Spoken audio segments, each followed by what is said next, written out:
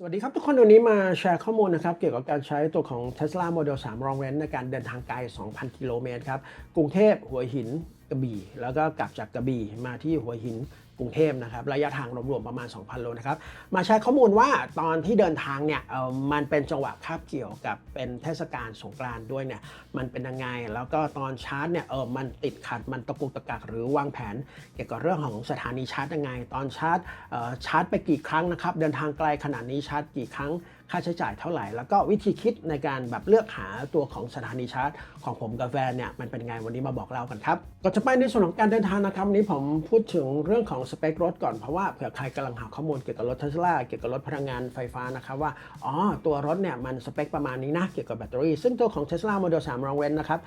สเปคเนี่ยก็คือแบตเตอรี่อยู่ที่75กิโลวัตต์นะครับระยะทางเนี่ยถ้าเข้าไปดูที่หน้าเว็บ Tesla ประเทศไทยเนี่ยเขาจะบอกว่าหัวชาร์จแบตเตอรี่เต็มร้อยเนี่ยตัวของ Tesla Model 3 Long Range เนี่ยวิ่งได้ไกลถึง680กิโลเมตรครับตรงนั้นซึ่งในความเป็นจริงมันเป็นไปไม่ได้นะครับระยะทางจริงที่พอจะเป็นไปได้เนี่ยก็คือเวลาที่ชาร์จอยู่บนในหน้าจอของตัวรถจริงๆเนี่ยผมเคยชาร์จที่0ถึง 100% ขึ้นมาเนี่ยก็คือระยะทางได้อยู่ที่ประมาณ570กิโลเมตรครับตรงนั้นแต่คือมันแล้วแต่ว่าคุณขับที่ความเร็วเนี่ยเยอะแค่ไหนด้วยนะถ้าในความเร็วที่สักช่วง80ถึงประมาณสัก100-110เนี่ยระยะทางเนี่ยมันใกล้เคียงกับที่หน้าจอบอกได้แน่ๆครับแต่คือถ้าจังหวะที่เราเหยียบหนักๆเนี่ยตัวระยะทางเนี่ยมันก็ลดลงไปเยอะพอสมควรนะครับตรงนี้ก็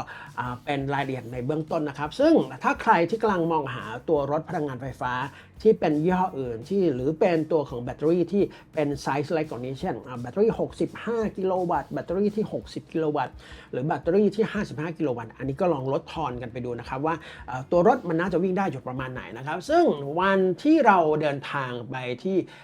ท่องเที่ยว 2,000 กิโลเนี่ยมันเป็นจังหวะที่เรารับรถมาในวันที่ 25 มีนาคมครับแล้วก็อีกประมาณ 2 อาทิตย์เรารู้ตัวแล้วว่าเดี๋ยวเราต้องเดินทางไกลเราก็แบบโหตื่นเต้นมากเพราะว่ามันเป็นจังหวะที่เราใหม่มากเราเพิ่งรับรถมาวันที่ 25แล้วเราก็เดินทางในวันที่ 11 เมษายนนะครับก่อนหน้านั้นพอเราจองรถอะไรปุ๊บเราก็หาข้อมูลกันเนี่ยมันก็จะมีความนอยทุกคนสำหรับคนที่เพิ่งซื้อรถมายิ่งในช่วงแบบเนี่ยช่วงครึ่งปีแรกเนี่ยมันจะมีความนอยว่าโอ้ช่วงปีใหม่ที่ผ่านมาเขารอคิวแบบชาร์จรถกันนานนะแบบไปถึงเนี่ยบางคนบอกรออยู่ชั่วโมงนึงบางคนบอกต่อคิวอยู่2ชั่วโมงอะไรแบบนั้นไม่กล้าออกไปวิ่งไปไกลเพราะว่าแบตเตอรี่เหลือน้อยมากเราก็กลัวเหมือนกันด้วยความที่ตอนนั้นเราก็ยังไม่เคยใช้รถเดินทางไกลขนาดนั้นมาก่อนก็กลัวเหมือนกันว่าเฮ้ยมันจะไหวไหม 2,000 โลกับรถพลังงานไฟฟ้าอะไรแบบนี้ก็เราทำกันบ้านในเบื้องต้นครับก็คือแอปแรกที่เราเปิดใช้เนี่ยก็คือตัวของ PlugShare ครับเราก็ดูรายทางครับว่าจากกรุงเทพไปถึงกระบี่หัวหินเนี่ยมันมีที่ชาร์จอะไรบ้างเราก็ดูมันก็ไม่น่ากลัวนะมันก็มีที่ชาร์จอยู่พอสมควรตรงนั้นซึ่งในรายละเอียดเนี่ยเดี๋ยวผมขึ้นให้ในแต่ละวันว่าผมไปชาร์จใช้รถอะไรยังไงบ้างนะตรงนั้นก็พอเราทำข้อมูลปุ๊บตัว PlugShare เราแบบกดให้มันเป็นแมปใน PlugShare เสร็จเนี่ยก็ดาวน์โหลดตัวแอปที่เป็นเกี่ยวกับเรื่องชาร์จไฟมาทั้งหมดครับทั้งตัวของ PTT ตัวของ Elex ตัวของ EA Anywhere อะไรแบบนี้ก็ลงหมดครับตัวของชาร์จของในปั๊มเชลก็เอามาหมดครับตรงนั้นก็ไล่ดูแล้วก็ถ้าใครเพิ่งจะซื้อตัวรถ EV ไม่ว่าจะเป็น Tesla หรือเป็นยี่ห้ออะไรก็ตามเนี่ยเหล่านี้พวกแอปเหล่านี้ที่เป็นเกี่ยวกับเรื่องของชาร์จไฟเนี่ยคุณลงทะเบียนครับให้เรียบร้อยครับเขาให้ใส่อะไรจะต้องเติมเงินเข้าไปก่อนไหมอะไรแบบนี้ถ้าจำเป็นคิดว่าจะต้องใช้อันไหนเนี่ยก็ทำการลงทะเบียนให้เสร็จเติมเงินเข้าไปให้เสร็จครับจังหวะที่จะใช้เนี่ยมันจะได้ไม่แบบเสียเวลามากนะครับตรงนั้นอันนั้นเป็นทริคแรกเลยครับที่อยากแชร์ข้อมูลนะครับพอวันเดินทางเนี่ยอันนี้แชร์นะครับก็คือจังหวะที่พอเรารับรถมาวันที่25เนี่ยตอนที่อยู่กรุงเทพทั้งหมดเนี่ยเราไม่เคยชาร์จแบบเสียเงินเลยครับเราชาร์จแค่ของตัวของ Tesla Supercharge จังหวะนั้นมีอยู่ที่เดียวที่ตัวของ Central World ก็ขับรถไปทุกอาทิตย์ก็จะขับไป1ครั้งไปชาร์จไฟเติร์ดอะไรแบบนั้นพอจังหวะที่ต้องเดินทางนะครับก็มีความนอยนิดๆว่าแบบเฮ้ยเราไม่เคยเดินทางไกลเราไปยังไงวันแรกเนี่ยเราตั้งใจครับก็คือไปถึงที่หัวหินเนี่ยก่อนจะเข้าหัวหินเนี่ยด้วยความที่เราเห็นโฆษณาพอดีว่าตัวของปั๊มเชลที่ตรงช่วงจังหวะหัวหินทิวทะเลซึ่งมันเป็นจังหวะคาบเกี่ยวระหว่าง หัวหินกับชะอำชะอำอยู่เพชรบุรีหัวหินอยู่เลยเข้าไปในจังหวัดประจวบแล้วไอ้ตัวปั๊มเชลหัวหินทิวทะเลเนี่ยสำหรับคนที่ขับรถไปหัวหินเนี่ยผมว่าน่าจะนึกออกครับก็คือเป็นปั๊มเชลที่ดูสะอาดสะอ้านดูใหญ่โตเนี่ยเขาเปิดตัวของสถานีชาร์จรถ EV อันใหม่พอดีในจังหวะนั้นที่เป็นตัวของตู้180กิโลวัตต์ครับแล้วก็อยากไปลองมากว่าเป็นยังไงนะครับตรงนั้นก็เลยกลายว่าจุดหมายแรกเนี่ยเราไปที่ตัวของปั๊มเชลหัวหินทุเรก็ไปลองดูครับพบว่าประสบการณ์ครั้งแรกที่เราไปชาร์จตัวของหัว DC อันอื่นที่ไม่ใช่ Tesla Supercharge เนี่ยโอ้โหมันต่างกับตัวของ Tesla Supercharge เลย Tesla Supercharge เนี่ยสายมันเล็กนิดเดียวครับแล้วก็หยิบมาปุ๊บเสียบชาร์จได้เลยไม่ต้องสแกนหน้าแอปไม่ต้อง QR code อะไรเลยครับพอไปถึงที่ตัวของหัวหินทิวทะเลก็แบบไปลองก็เงอะงะด้วยความมือใหม่ก็เงอะงะนิดนึงเขาต้องสแกนเขาต้องหยิบสายมาชาร์จอะไรอย่างเงี้ยซึ่งสายชาร์จเนี่ยครับผมก็เพิ่งรู้ว่าในวันนั้นเนี่ยผมเพิ่งรู้ของยี่ห้ออื่นเนี่ยที่เป็นตัวของไฟแรงๆเนี่ยเฮ้ยสายชาร์จเขาใหญ่ว่ะแล้วเขาหนักมากนะครับจังหวะเนี่ยอันนี้ผมแชร์ข้อมูลนะครับสำหรับคนที่จะไป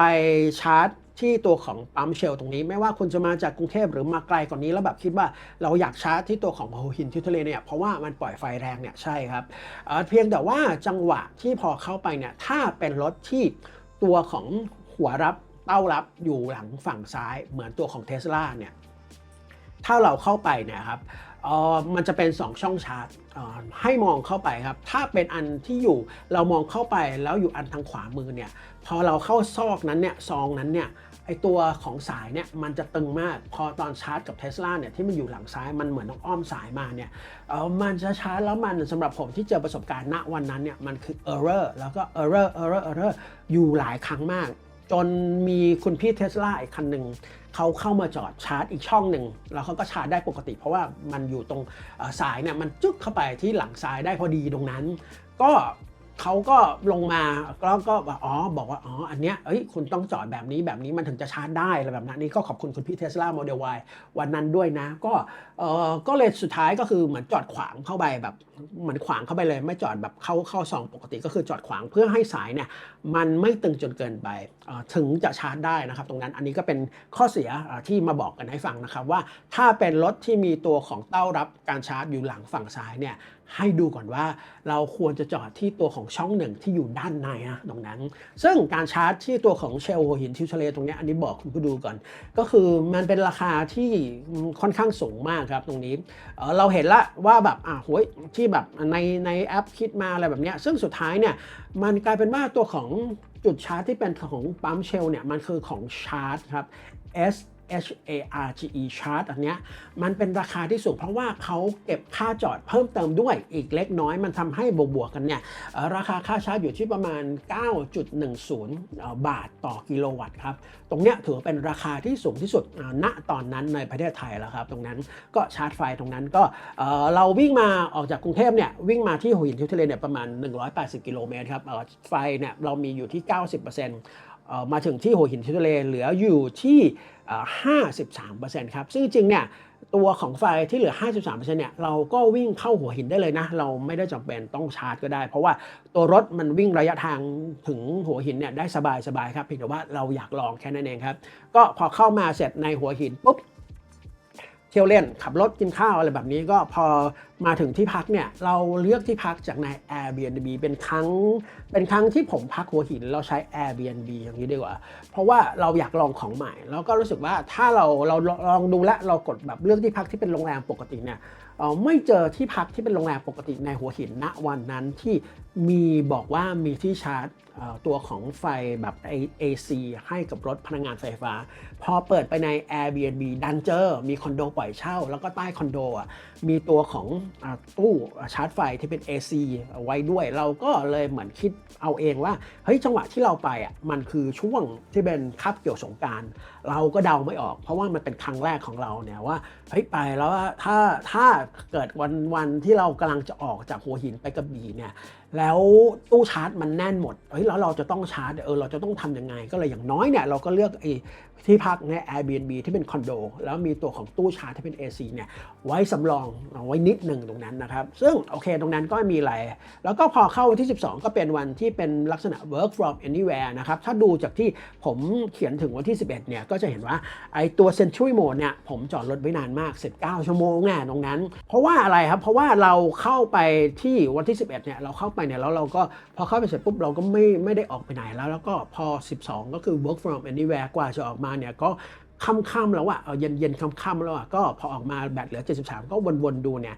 สังเกตได้ว่าจริงๆแล้วเนี่ยในตัวของหัวหินเนี่ยมีที่ชาร์จแบตเตอรี่ของรถ EV เนี่ยอยู่พอสมควรนะถ้าขับมาจากกรุงเทพเมื่อกี้ผ่านที่ตัวของปั๊มเชลนะพอเข้ามาในตัวหัวหินเนี่ยก็จะมีตัวของปั๊มเอสโซที่มีตัวของชาร์จเหมือนกันตรงนั้นก็จะเป็นราคาแพงแล้วก็มีค่าจอดรถด้วยตรงนั้นแล้วก็มีตัวของ EA Anywhere ในตัวของ Blueport ที่40กิโลวัตต์มีที่ตัวของ PA Vota 50กิโลวัตต์อยู่ในการไฟฟ้ามีตัวของElex นะครับอยู่ที่Market Village ตรงนั้นหัวหิน Market ก็ตู้120กิโลวัตต์เรียกว่าถ้าไม่ใช่ช่วงที่เป็นเทศกาลเนี่ยผมว่าไอ้ที่มีชาร์จอยู่เนี่ยก็โอเคนะน่าจะรองรับได้อยู่ประมาณหนึ่งในระยะแรกๆตอนนี้นะครับซึ่งถ้าจำนวนรถพลังงานไฟฟ้าในอนาคตในไทยมันเพิ่มขึ้นเนี่ยผมว่าที่หัวหินเนี่ยเดี๋ยวเขาก็ตั้งตู้ตั้งอะไรเนี่ยเพิ่มเติมได้อันนี้ไม่มีปัญหาครับก็พอวันที่12ก็ไม่มีอะไรครับก็มีวิ่งไปชาร์จไฟในวันที่12เพราะว่าเดี๋ยววันที่13เนี่ยเราจะขับจากหัวหินไปที่กระบี่แล้วตรงนั้นนะครับก็เลยชาร์จไฟที่ EA Anywhere ตรงนั้นซึ่งการชาร์จไฟที่ EA Anywhere เนี่ยก็เป็น experience อีกแบบหนึ่งในจังหวะที่เราไปใช้ EA Anywhere มันเป็นจังหวะที่ EA เขาเพิ่งเปลี่ยนเรื่องกฎการชาร์จพอดีต้องเติมเงินเข้าไปก่อนตรงนั้นมันก็จะมีจังหวะงึกงักวุ่นวายเหมือนกันตรงนั้นก็กว่าจะชาร์จได้ก็ชาร์จไฟปุ๊บได้เสร็จปุ๊บก็เข้ากินข้าวพักนึงก็ตัวของไฟเนี่ยก็เสร็จพอดีนะครับซึ่งการชาร์จไฟเนี่ยในตัวของ EA Anywhere เนี่ยเราชาร์จไฟไปอยู่จาก69มาที่96%ตรงนั้นแล้วก็พอกลับมาที่พักก็โอเค Century Mode ก็กินไฟไปอยู่ประมาณหนึ่งตรงนั้นพอเข้าวันที่13ครับก็เป็นวันที่เราขับจากหัวหินไปที่กระบี่ครับตรงนี้เป็นระยะทางที่ไกลพอสมควรแล้วเราก็พอจะนึกภาพออกว่าเฮ้ยเราจะต้องมีแน่นอนต้องแวะชาร์จไฟอย่างน้อยเนี่ยสัก1ครั้งเนี่ยต้องมีแน่ๆครับเพียงแต่ว่าเราจะชาร์จตรงไหนเพราะว่าหัวหินเนี่ยมันคือประจวบแล้วประจวบเนี่ยเป็นจังหวัดที่ยาวที่สุดในประเทศไทยกว่าจะหลุดออกจากจังหวัดประจวบเนี่ยประมาณสัก300กิโลได้ทุกคนก็เลยวางแผนกันว่าเราจะชาร์จตรงไหนก็เราเน้นว่าเราเอาสบายใจเราไม่เข้าไปชาร์จที่ PTT เลยครับตรงนั้นเราไปแวะชาร์จที่ชุมพรครับที่ปั๊ม PT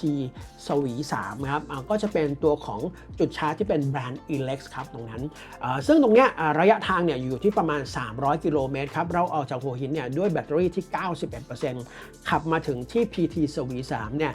แบตเตอรี่เหลืออยู่ที่ 23% ครับความเร็วเฉลี่ยที่เราทำได้อยู่ที่90กิโลเมตรต่อชั่วโมงครับแล้วก็ความเร็วสูงสุดที่เราทำเนี่ย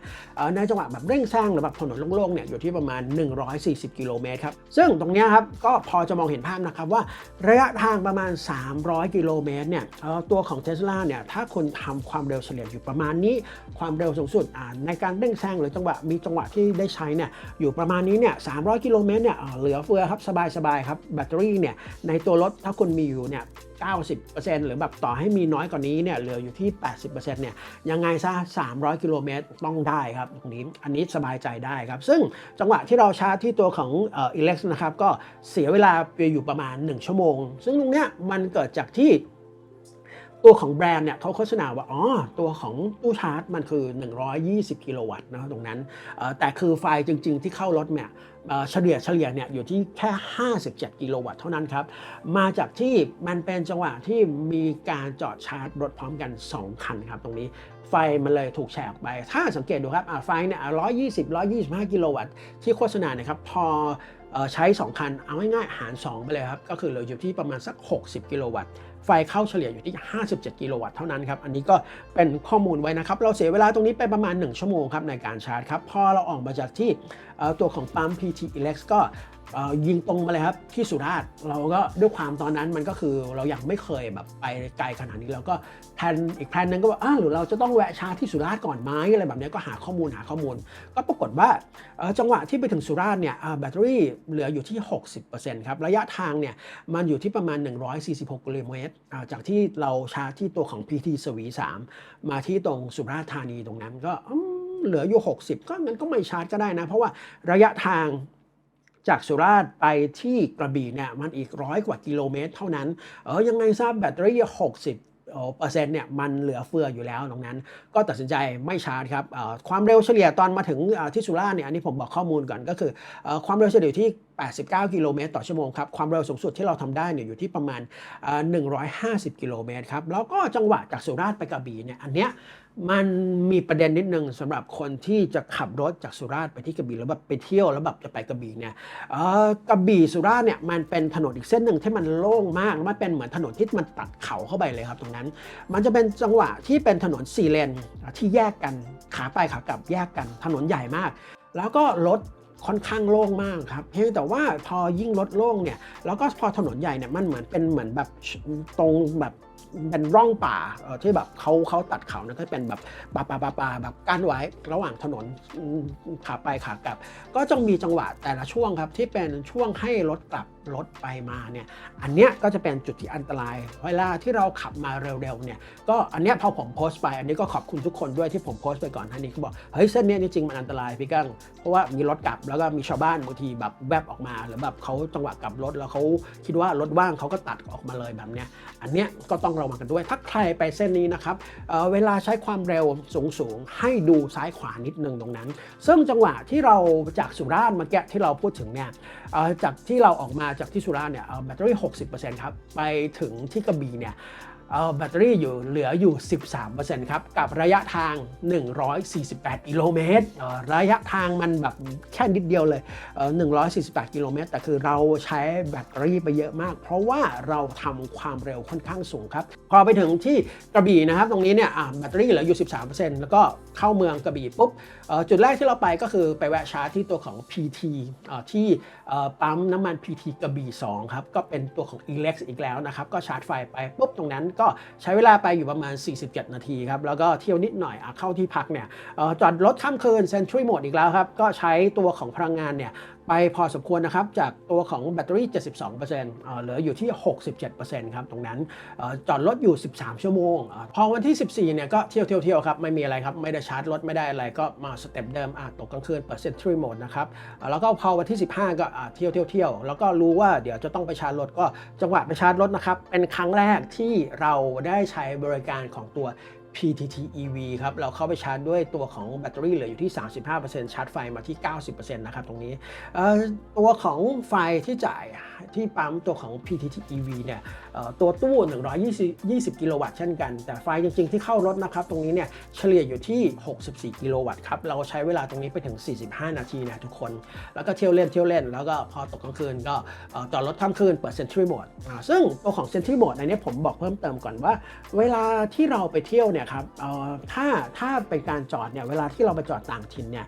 ตัวรถมันจะเปิดตัวของ Century Mode Auto นะถ้าเราไม่ได้ตั้งไว้ซึ่งตรงนั้นเนี่ยมันก็จะใช้ไฟอยู่เนี่ยประมาณ 3% 5% 7% เนี่ยมันขึ้นอยู่ว่าในคืนนั้นน่ะตัวเซ็นเซอร์เนี่ยมันจับการเคลื่อนไหวแล้วมันบันทึกวิดีโอบ่อยแค่ไหนนะครับตรงนี้เนี่ยถ้าใครใช้ตัวของรถ Tesla นะครับไม่ว่าจะเป็น3เป็น Y เนี่ยแล้วรู้สึกว่าจอดรถข้ามคืนแล้วแบบแบตเตอรี่มันหายไปเยอะเนี่ยลองเช็คดูครับว่าในแต่ละคืนเนี่ยตัว Century Mode เนี่ยมันมีการบันทึกตัววิดีโอเนี่ยถี่แค่ไหนนะครับตรงนี้เนี่ยถ้าเป็นการจอดรถที่รู้สึกว่าปลอดภัยไม่ได้มีรู้สึกว่าจะมีภัยคุกคามกับรถไม่ได้มีแบบใครมากรีดรถเนี่ยอันเนี้ยปิด Century Mode ก็ได้ครับตรงนั้นซึ่งพอวันที่16เนี่ยเราเที่ยวเล่นไปมาครับแล้วก็มีจังหวะที่ไปลองชาร์จที่ PEA Vota ที่ปั๊มบางจากครับตรงนี้ก็รู้สึกว่าอยากลองก็เลยไปลองก็ชาร์จอยู่ประมาณ18 นาทีได้ไฟจาก 43 มาที่ 59% ตรงนั้นนะครับแล้วก็จังหวะเที่ยวเล่นในกระบี่ตลอดทั้งวันที่16เนี่ยก็เที่ยวเล่นจากแบต59เหลือ 47% แล้วก็เป็นจังหวะที่เดี๋ยววันที่17เนี่ยเราจะต้องกลับกรุงเทพแล้วก็เลยหาที่ชาร์จ ว่าจะต้องชาร์จให้เต็มร้อยตั้งแต่วันที่16ไปเลยพอเช้าวันที่17เนี่ยเราจะได้ไม่ต้องพะวงในเรื่องของตัวของการชาร์จว่าจะต้องมีชาร์จเท่าไหร่ก็เลยไปชาร์จเข้าไปชาร์จที่ตัวของปั๊ม PT ที่ตัวของ Elex PT กระบี่2เหมือนเดิมเลยเหมือนขามาตรงนั้นก็ไปชาร์จนะครับแล้วก็ใช้เวลาการชาร์จเนี่ยจากตอนที่เป็นแบตเตอรี่ 47%เนี่ยไปที่ 100% เนี่ยเราใช้เวลาไปอยู่ที่54 นาทีครับพอเจอตู้ที่แชร์ไฟหรือจ่ายไฟน้อยๆเนี่ยตรงเนี้ยมันทำให้การจอดชาร์จแต่ละครั้งเนี่ยตรงเนี้ยมันใช้เวลาอยู่พอสมควรครับถ้าคุณจะชาร์จไฟเกินที่ 80% ครับตรงนั้นโอเคพอเราชาร์จไฟเสร็จเรียบร้อยนะครับก็ไม่มีอะไรก็เข้าที่พักเปิด Sentry Mode ก็ใช้ไฟไปนิดหน่อยตรงนั้นเช้ามานะครับตรงนี้พอเป็นจังหวะที่กลับจากกระบี่เนี่ยก็เหมือนเดิมก็เรากลับเส้นทางเดิมเพราะฉะนั้นจุดที่เราจะไปชาร์จเนี่ยจากกระบี่ก็ซัดยาวตรงที่เป็นกลับมาสุราษฎร์ตรงนั้นแล้วก็ขึ้นมาที่ชุมพรเนี่ยตรงนั้นระยะทางประมาณ290กิโลเมตรครับเราใช้แบตเตอรี่จากเมื่อกี้เนี่ยตอนที่เราออกมาจากกระบี่ 93% มาถึงที่ปั๊มPT สวี3เหมือนเดิมเนี่ยเหลืออยู่ที่ 26% ครับนั่นหมายความว่าระยะทางประมาณเนี่ย300กิโลเมตรอย่างที่บอกไปตอนต้นเนี่ยหรือต่อให้เป็นช่วงประมาณถึง350กิโลเมตรเนี่ยตัวของ Tesla ก็สามารถไปยาวๆได้ครับเพียงแต่ว่าตรงเนี้ยอยู่ในข้อจำกัดว่าคุณต้องใช้ความเร็วเนี่ยอยู่แบบอาจจะไม่เกินแบบเฉลี่ยอยู่ไม่เกินสัก110กิโลเมตร120กิโลเมตรประมาณนั้นครับจึงจะสามารถทำได้ยาวๆประมาณนี้แต่ถ้ากับการคุณซัดคุณตีหนักแล้วก็เหยียบไปเลยแบบความเร็วแบบ130ขึ้นไปแบบเนี้ย140 150แบบเนี้ยอันเนี้ยตัวของระยะทางเนี่ยอาจจะไม่ถึง300นะครับอาจจะอยู่ในช่วงประมาณวิ่งได้ประมาณ250กิโลเมตรจะต้องหาที่ชาร์จสักจุดหนึ่งประมาณนั้นนะครับอันนี้ก็เป็นข้อมูลเผื่อใครกำลังหาข้อมูลเกี่ยวกับ Tesla หรือถ้าใครขับตัวรถ EV ยี่ห้ออื่นหรือกำลังจะซื้อตัวรถ EV เนี่ยก็ลองคำนวณดูว่าเราขับรถประมาณไหนเราตีหนักไหมเวลาที่เราแบบไปยาวๆแบบนี้นะอันนี้ก็แจ้งให้ทราบนะครับพอเราชาร์จที่ตัวของElex ที่ PT สวี3เสร็จปุ๊บเราก็ตีรถเข้ามาที่ตัวหัวหินครับแล้วก็พอมาถึงหัวหินเนี่ยก็เหมือนเดิมครับเราก็แวะหัวหินมันเป็นจังหวะที่เป็นตอนเย็นมากแล้วก็เลยถ้างั้นเราแวะกินข้าวด้วยแวะชาร์จด้วยเราก็เลยไปชาร์จที่ตัวของElex ครับที่ Market Village ครับระยะทางตอนที่เราวิ่งจากชุมพรมาที่หัวหินเนี่ยก็คือประมาณ294กิโลเมตรครับแบตเตอรี่จากเมื่อกี้ที่เราชาร์จมาที่ตรงชุมพรเนี่ย90%มาถึงที่ตัวของ Elex Market Village เนี่ยเหลืออยู่ที่ 31% ครับกับระยะทางประมาณ294กิโลเมตรครับอย่างที่บอกครับ300กิโลเมตรเนี่ยสบาย350ก็สบายครับตรงนั้นเรามาชาร์จที่ตัวของที่ Market Village เนี่ยก็คือแบตจาก31มาที่ 95% ครับใช้เวลาไปประมาณ52นาทีครับแล้วก็หลังจากนั้นเราก็ตีรถจากหัวหินเข้ามากรุงเทพที่ระยะทาง207กิโลเมตรครับแบตเตอรี่มาถึงบ้านเนี่ยก็คือจากที่หัวหินเนี่ย Market Village มาถึงบ้านเนี่ย95% มาถึงบ้านเหลืออยู่ 56% ครับตรงนี้ก็เป็นข้อมูลครับในเบื้องต้นนะครับสำหรับคนที่จะเอาตัวรถพลังงานไฟฟ้าไปเดินทางไกลนะครับว่ามันประมาณนี้นะครับรวมเนี่ยทั้งหมดระยะทางนะครับที่วิ่งไปเนี่ยคือ 1,987 กิโลเมตรครับเราแวะชาร์จไฟทั้งหมด9 ครั้งได้ไฟมาทั้งหมดเนี่ย555กิโลวัตต์ครับค่าใช้จ่ายทั้งหมดเนี่ยอยู่ที่ 2,697 บาทครับถ้าสังเกตดูเนี่ยเราชาร์จอันที่เป็นอันถูกไปครั้งเดียวก็คือตัวของปตท.ในจังหวะที่เป็นวันหยุดมันก็จะเป็นแบบราคาออฟพีคตรงนั้นก็จะแบบถูกกับยี่ห้ออื่นมากนะครับตรงนั้นซึ่งตรงเนี้ยผมอยากให้ข้อมูลสำหรับคนที่มีรถพลังงานไฟฟ้าอยู่แล้วว่าแบบเวลาที่กำลังจะออกไปต่างจังหวัดไกลๆเนี่ยอย่างที่บอกไปเมื่อสักครู่ใหญ่ๆเนี่ยว่าแบบเวลาจะไปเนี่ยเราอาจจะไม่ได้ต้องแพลนครับว่าเราจะต้องไปชาร์จอันที่เป็นราคาถูกเป็นหลักตรงนั้นเอาอันที่มันเซฟกับระยะทางที่เราจะไปต่อให้เป็นแบบตัวของ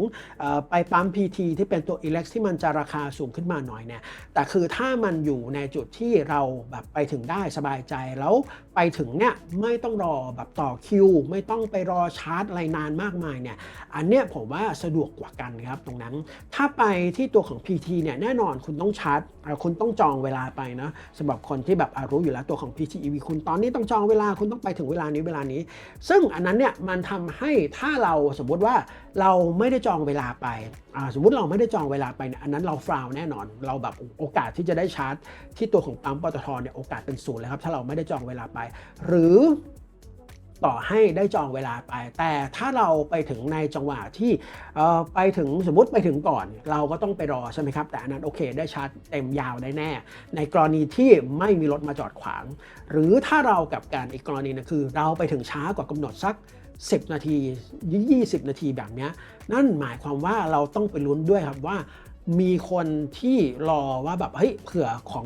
ที่แบบตรงเนี้ยที่เราจองเวลาคิวหลุดแล้วเขาเข้าไปชาร์จหรือเปล่าตรงนั้นมันทำให้ตรงเนี้ยมันจะเสียเวลาครับถ้าใครที่เดินทางไกลเนี่ยอาจจะไม่ต้องคิดถึงเรื่องว่าจะต้องชาร์จถูกมากๆอย่างเดียวลองดูครับว่าวางแผนว่าจุด A จุด B เนี่ยในระยะทางอย่างที่บอกว่า20 กิโลเมตรเนี่ยมันมีตรงไหนให้เราชาร์จบ้างในบริเวณที่แบบเฮ้ยรถจะไปถึงตรงนี้แล้วเราจะชาร์จแบบนี้ครับอันนี้ก็เป็นข้อมูลที่นำมาบอกกันไว้นะครับว่าถ้าเอาตัวของรถพลังงานไฟฟ้าอย่างในกรณีของ Tesla Model 3 Long Range วิ่งทางไกลเนี่ย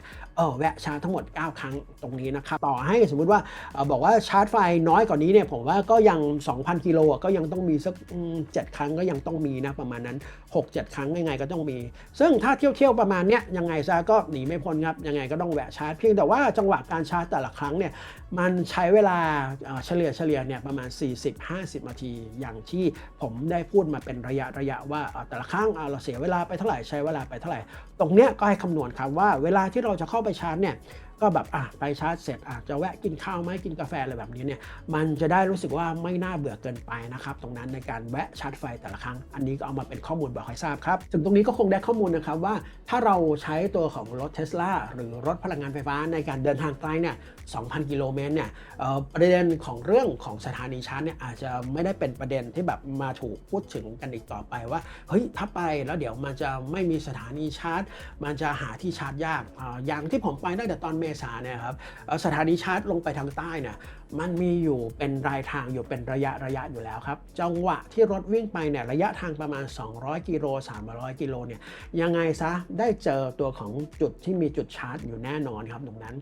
ตรงเนี้ยครับผมรู้สึกว่าเรื่องสถานีชาร์จณวันนี้ที่เราลงวิดีโอเนี่ยก็คือมันคือปลายกรกฎาคมจะเข้าสิงหาคมอยู่แล้วเนี่ยอันเนี้ยเรื่องที่ชาร์จจากตอนเมษามาสิงหาเนี่ยมันเกิดขึ้นอีกมากมายครับตรงนั้นเรื่องสถานีชาร์จสำหรับผมเนี่ยไม่ได้แบบรู้สึกว่าเป็นกังวลอีกต่อไปแล้วนะครับสิ่งที่รู้สึกว่าเป็นกังวลผมว่าอาจจะไม่ได้เป็นกังวลแต่คือเป็นเรื่องของแบบการรอที่ยังรู้สึกว่านานอยู่นั่นเป็นเหตุผลว่าสำหรับส่วนตัวผมหรือคนที่ขับตัวของ Tesla อยากได้ตัวของ Tesla Supercharge ที่เป็นรายทางไปในแต่ละภูมิภาคเพื่อที่ว่าพอเราไปถึงปุ๊บแล้วมันชาร์จแป๊บเดียวจากที่เราพูดถึงแนวว่าการชาร์จแต่ละครั้งเนี่ยผมใช้เวลาอยู่ประมาณ 40-50 นาทีแบบนี้มันจะลดระยะเวลาลงไปได้ประมาณครึ่งหนึ่งครับจากเมื่อกี้40 นาทีไฟเข้าแค่แบบ60 กิโลวัตต์เฉลี่ยแบบเข้าแรงหน่อยที่แบบ100 กิโลวัตต์อะไรแบบนี้ถ้าเป็นตัวของ Tesla Supercharge แล้วอยู่รายทางได้เนี่ยการจ่ายไฟของตู้ Tesla Supercharge ที่250 กิโลวัตต์เนี่ยมันช่วยให้มันแบบวุดเดียวครับมันแป๊บเดียวเลยถ้าคุณชาร์จแค่ถึง80%ในตัวของ Tesla เนี่ย15 นาทีคุณไปได้ต่อแล้วอะมันจะใช้เวลาแบบในการรอการชาร์จแบบแต่ละจุดเนี่ยน้อยลงกว่านี้ไปอีกมากครับผมคิดว่าในอนาคตเนี่ยเรื่องของสถานีชาร์จแล้วก็ตัวของหัวจำนวนชาร์จเนี่ยมันควรจะเพิ่มขึ้นกว่านี้อย่างที่แบบเรารู้สึกว่าเราไม่ต้องมากังวลอะไรแบบที่จะต้องจองเวลาอีกต่อไปในวันนี้เนี่ยปี 2023 เนี่ยมันคือจังหวะที่ตัวของหัวชาร์จยี่ห้อหลักๆเนี่ยไม่ว่าจะเป็นตัวของปตทนะครับ PTT EV หรือตัวของ Elex เนี่ยที่อยู่ในปั๊ม PT เนี่ยหรือแม้กระทั่งตัวของ PEF Volta เนี่ยส่วนใหญ่เนี่ยเวลาที่เราเข้าไปเนี่ยมักจะมีแค่2หัวชาร์จซึ่งสำหรับส่วนตัวผมรู้สึกว่าแต่ละสถานีเนี่ยควรจะมีสักประมาณ4หัวชาร์จแล้วก็ไฟในการแบบชาร์จเนี่ยควรจะได้เสถียรที่แบบมินิมัมที่อย่าง100 กิโลวัตต์ไม่ใช่ว่าโฆษณาว่าตู้120 กิโลวัตต์ตู้125 กิโลวัตต์พอเราแบบเห็นโฆษณาไฟ125 กิโลวัตต์120 กิโลวัตต์ แต่พอไปชาร์จจริงๆกลายว่าพอชาร์จ2คันพร้อมกันต้องแชร์ไฟเหลืออยู่แค่แบบ5-60 กิโลวัตต์อะไรแบบเนี้ยผมว่าอันเนี้ยมันทำให้การชาร์จเนี่ยมันตะกุกตะกักแล้วไม่เป็นคอขวดที่ทำให้เวลาเราพูดถึงรถ EV นะครับว่าแบบมันเสียเวลาชาร์จมันคือไอ้ตรงนี้แหละซึ่งอย่างที่บอกไปเนี่ยว่าส่วนตัวผมด้วยความใช้ Tesla เราอยากได้ตัวของ Tesla Supercharge ลายทางขึ้นไปในแต่ละภูมิภาคเลยไปใต้ไปเหนือไปตะวันออกเฉียงเหนือไปตะวันตกไปตะวันออกอะไรแบบเนี้ยถ้ามีได้ในรายทางที่มันไปถึงแบบไปใต้ไปถึงนู่นเลยภูเก็ตไปเหนืออย่างน้อยเนี่ยไปถึงเชียงใหม่ได้ภายในแบบครึ่งปี 2024 ไปตะวันออกไปถึงนู่นเลยแบบระยองจันทบุรีอะไรแบบเนี้ยมันจะสะดวกขึ้นมากครับอยากให้ทุกๆยี่ห้อที่เป็นหัวชาร์จเนี่ยจ่ายไฟได้เสถียรที่อย่างน้อยเนี่ยแค่100กิโลวัตต์ครับไม่ใช่ถูกลดกำลังไฟแล้วก็เหลือแบบ50-60กิโลวัตต์อะไรแบบนี้ถ้าชอบคอนเทนต์แบบนี้นะครับอย่าลืมกดไลค์กด subscribe แล้วก็คอมเมนต์กันได้ครับว่าชอบไม่ชอบยังไงถ้าอยากให้พูดถึงเรื่องอะไรอีกเกี่ยวกับรถ EV เกี่ยวกับรถ Tesla เนี่ยมาแจ้งกันได้นะครับสำหรับผมตอนนี้ขอลาไปก่อนครับแล้วเดี๋ยวพบกันใหม่ในตอนต่อไปครับสวัสดีครับ